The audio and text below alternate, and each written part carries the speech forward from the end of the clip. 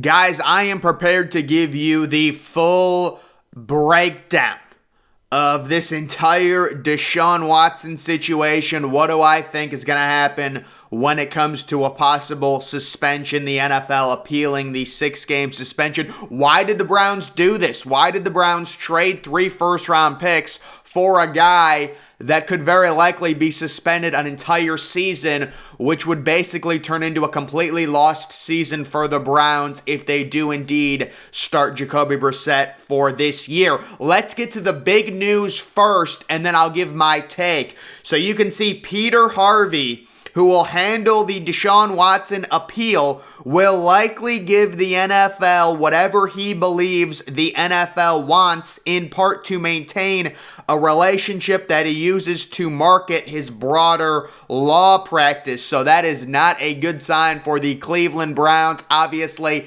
it's been rumored the NFL wants to really step up their game on how they handle these situations. And if the NFL gets, and if Goodell gets what he wants a full season suspension for Deshaun Watson. Now, you're probably wondering, why would the Browns give up 3 first-round picks, all of that capital for Deshaun Watson? They did it for a number of reasons. Number one, they were desperate. You've got an extremely talented team, but you've got a void at the most important position, the quarterback position. Baker Mayfield is decent, but the Browns, they knew they needed somebody better, and a generational talent like Deshaun Watson, due to other circumstances, is potentially available in a trade. They trade 3 first-round picks. Now, the Browns were under the assumption the NFL would handle this Deshaun Watson situation very similarly to the way they've handled past situations, which in theory, the 6-game suspension makes sense. And if Deshaun Watson was suspended for 6 games, and if that's what it ends up being, which it very likely won't, as we'll talk about in this article, if the 6 games is what it ends up being, the Browns would be completely fine. Their schedule early in the season is extremely manageable. Very easily, they could go 4-2, at worst 3-3, and you get Deshaun Watson back with, one of the best running backs in football, one of the best offensive lines in football. You've got Amari Cooper, you've got Myles Garrett, Denzel Ward,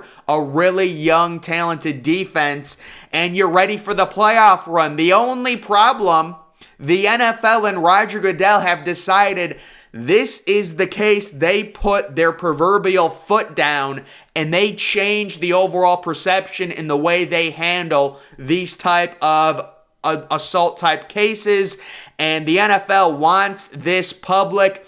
They would love nothing more than a full season suspension for Deshaun Watson. It would be viewed as a major victory for the NFL. Now, the 6-game suspension is being appealed by the NFL. Just how likely is that full season suspension? Let's take a look at this. Whenever Harvey makes his decision, the question is whether it will be anything other than the punishment the NFL has requested, which is the full season, because the NFL wants to change the perception on them being lenient and being soft towards cases like this. They want the full season. Goodell wants the full season. The publicity for them would be really good. It would be viewed as a major win for the NFL if they got Watson suspended the entire season. Frankly, there's no reason to believe he'll deviate from what the league has requested unless the plan consists of asking for a full season and as a way to make, say, a 12-game suspension seem less harsh. Now, originally, that's what I thought was going to happen. To me, I don't think there's any way this 6-game suspension stands, especially with Harvey instilled as the guy who's going to decide it. Minimum, it'll be 12 games, but based off of the overall situation, I do think it will be the full season. The NFL wants the full season. It seems like this individual will do whatever the NFL wants. It says whatever Harvey does, it's fair to think it will be exactly what Goodell would have done on his own. So if that is the case, you can expect a full season suspension for Deshaun Watson, which again would be seen as a major public victory for the NFL. The Browns trade for Deshaun Watson, and if you look at the past ways the NFL has handled these cases, 6 games seems pretty par for the course. And if it was a 6-game suspension, the Browns would be completely fine. They've got an easy schedule early. You get Deshaun Watson back. You're probably 4-2 or 3-3. But this is a situation where the NFL says, nope. We're doing it different. We want a different perception. We're changing the way we handle these cases, and that is why we're looking at least possibly a 12, maybe even a full season suspension if the NFL gets what they want. And you can talk about Peter Harvey's connection to the NFL. It appears near the top of his online bio, and it's a selling point to be involved with pro football, and this is all incentive for Peter Harvey to do what the NFL wants to keep him in good standing with the league. This is some context on why the Deshaun Watson suspension might end up being the full season. Harvey won't want to put that relationship at any risk, so they're saying he's going to do whatever Goodell wants him to do, because if he deviates and keeps it at 6 games or even goes to 12 games, that relationship with Goodell might be strained. Goodell might be very angry. The NFL wants a major public perception win in this case, and that would be in the form of a full season suspension for Deshaun Watson. This is the case. The NFL and Goodell are trying to say, we're putting our foot down, we're changing the way we're handling this, and that is why we might be looking at a full season suspension for Deshaun Watson, minimum 12 games, in my opinion. Anything less would shock me. It certainly should be more than 6 games with the appeal. And then we've got some other news. Jakeem Grant apparently feared to have a torn Achilles. This is a major loss for the Browns, especially in the punt return game. You can't teach speed, and Grant is really underrated. He's really good at improving overall field position for your team. One of the top punt returners in the league. Obviously, kickoff returns have become basically obsolete, but this is big news if he is out for the year. That was an under-the-radar signing by the Browns that I guess will just go by the wayside, unfortunately for them. We've got reports out of Washington. Carson Wentz is struggling to throw the football. What are the Commanders doing, guys? I was just thinking, I saw this news about Carson Wentz. They just had a completely lost season last year.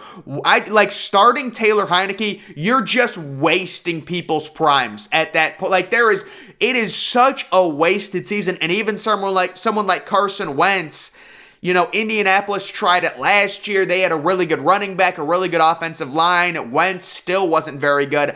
I see this being a one and done for Wentz and the Commanders. The Commanders, in my opinion, will have a new starting quarterback next year.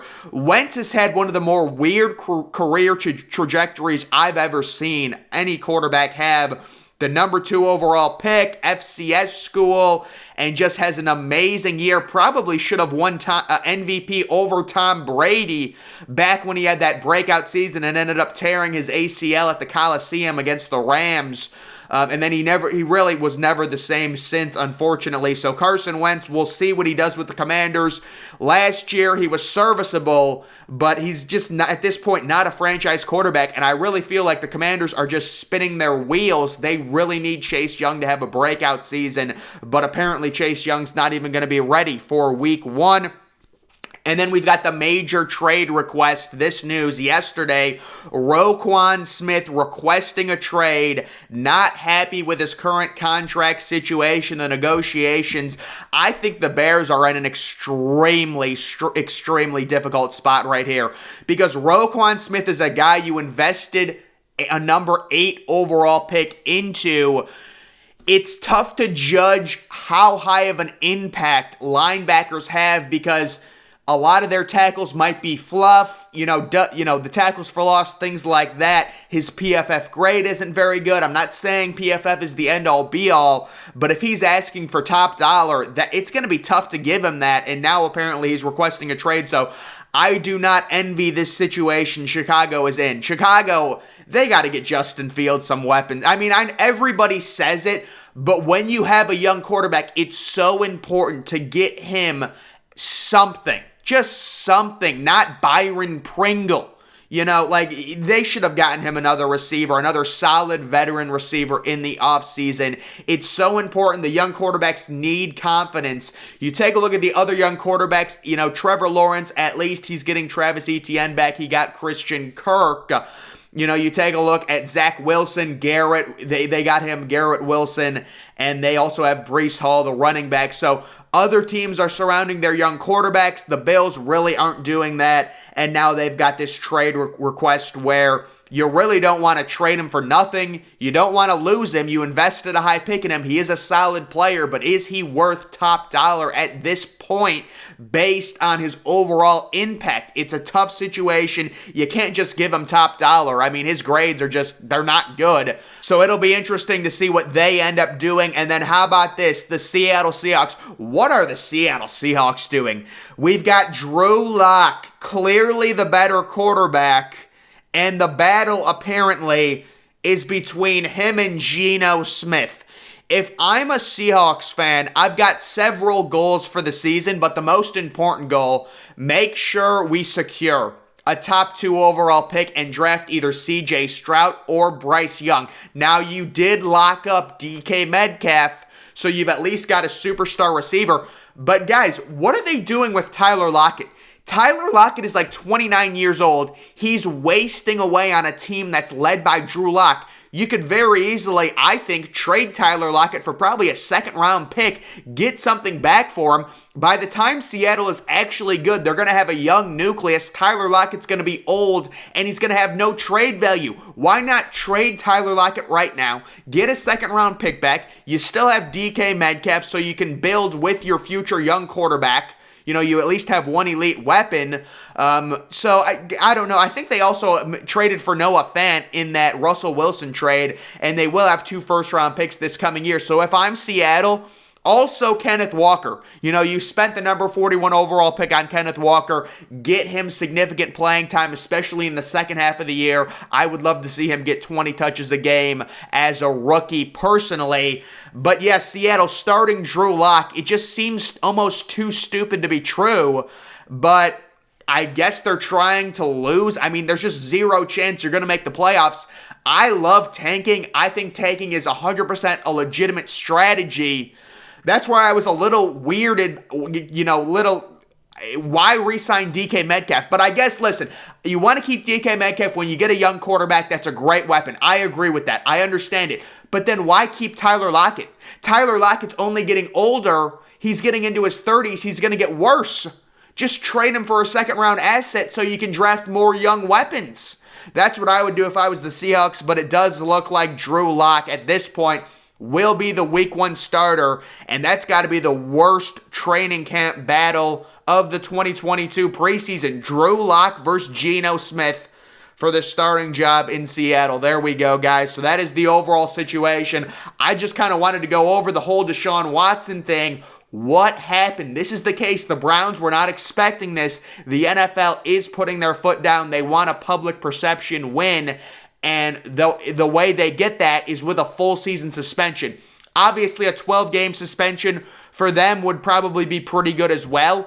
But if they get a full season suspension, it would be viewed by the general public as a major win for Goodell. You cannot debate that. It would be. That's what they want. And they've got Peter Harvey instilled, who's making the decision on this appeal, who doesn't want to fracture or rupture his relationship with the NFL at all. So there's a thought that he'll do whatever Goodell wants, and this possibly could be a full season suspension, at the minimum, a 12-game suspension for Deshaun Watson. And then at that point, you got to wonder, do the Browns try trading for Jimmy G?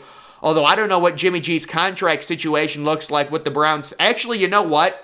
The Browns have a thing with Deshaun Watson where he really isn't making any money against the cap this year. So maybe if Watson is out 12 games, they could trade for Jimmy G as a 12-week stopgap. At that point, it would be tough to start Jacoby Brissett for 12 weeks and be competitive in the playoffs. I mean, Deshaun Watson making his Browns debut in like week 14 would be so weird if he gets suspended 12 games and then he's debuting like late in November, like on Thanksgiving.